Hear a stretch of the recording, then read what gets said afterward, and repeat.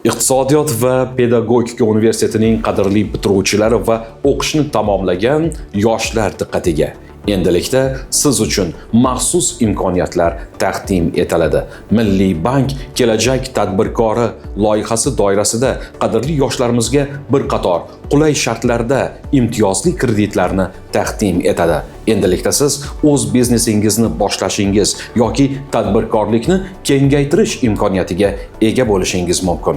Yosh tadbirkor ijtimoiy soliq to'lab o'zini o'zi band qilgan bitiruvchilar uchun kredit summasi 20 million so'mgacha, imtiyozli davr 3 oygacha, kredit muddati 18 oygacha, yillik foiz stavkasi 15%, to'g'ridan to'g'ri plastik kartasiga tashlab beriladi.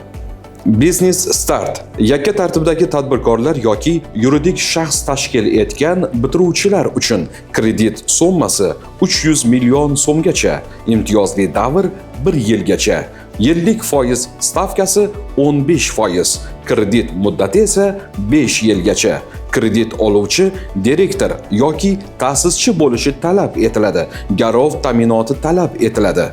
100 million so'mgacha sug'urta polisi asosida salbiy kredit tarixiga ega bo'lmasligi zarur, muddati o'tgan qarzdorligi bo'lmasligi talab etiladi.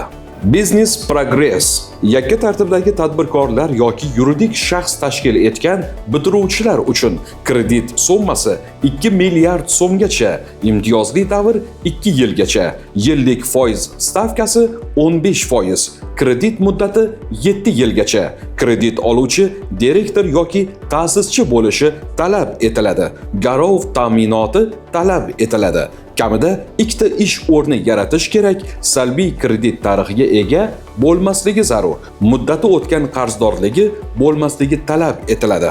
Talaba Invest oliy ta'lim tashkilotlari bitiruvchilarini ishga olgan tadbirkorlar uchun kredit summasi 10 milliard so'mgacha, imtiyozli davr 2 yilgacha, yillik foiz stavkasi 15%, kredit muddati 7 yilgacha, har 2 milliard so'm qiymatgacha bo'lgan mablag' uchun kamida bir nafar bitiruvchini ishga qabul qilgan bo'lishi talab etiladi.